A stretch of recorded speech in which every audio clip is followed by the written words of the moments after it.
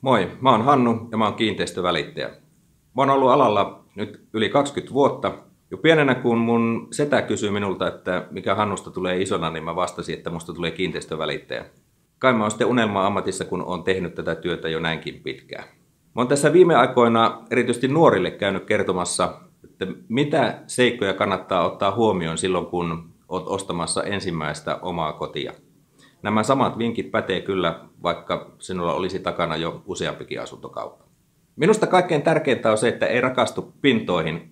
Se taloyhtiön kunto on paljon tärkeämpi asia kuin se asunnon kunto. Putkiremonteista ja julkisivuremonteista saattaa tulla yllättävän isoja kustannuksia ja niihin on syytä varautua etukäteen, ettei ne tule sitten yllätyksenä. Toinen seikka on tietysti se, että mikä on sen taloyhtiön taloudellinen tilanne. Riittääkö se hoitovastike kattamaan kaikki vuosittaiset korjaukset ja paljonko sillä taloyhtiöllä on esimerkiksi tilillä rahaa? Ja kolmas seikka, jos se taloyhtiö sijaitsee vuokratontilla, niin milloin se tontivuokrasopimus päättyy, ettei siitä vuokrasopimuksen uusimisesta tule sitten nousevia kuluja, jotka saattaa taas yllättää.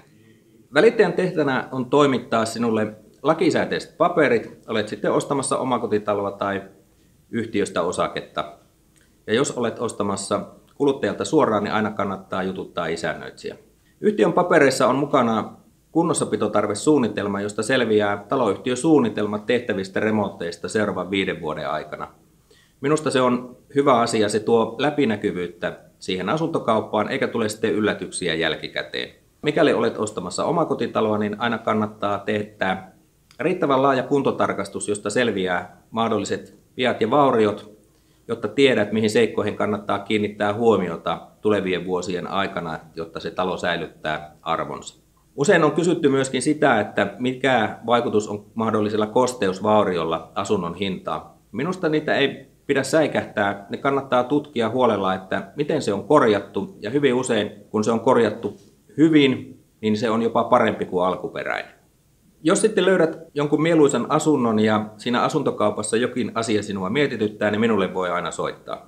Tämä kiinteistövälittäminen on tämmöinen elämäntapa, että tätä tulee tehtyä vapaa-ajallakin ja hyvin usein ruokakaupassa tulee vastaan vanhoja asiakkaita, joiden kanssa aina moikkaillaan ja tervehditään. Lopuksi annan vielä vinkin siitä, että kannattaa tehdä realistinen budjetti ja pysyä siinä. Tähän asuntokauppaan liittyy aina voimakkaat tunteet ja kun johonkin asuntoon ihastuu, niin saattaa sitten tulla ylilyöntejä. 20-25 vuotta on aika pitkä aika maksaa sitä lainaa pois ja kaurapuuro alkaa maistua jo ensimmäisen kuukauden jälkeen aika tympeälle. Se laina pitää ja kannattaa suunnitella niin, että siinä on elämänvaraa ja on mahdollista tehdä muitakin asioita kuin vaan maksaa sitä asuntolainaa pois.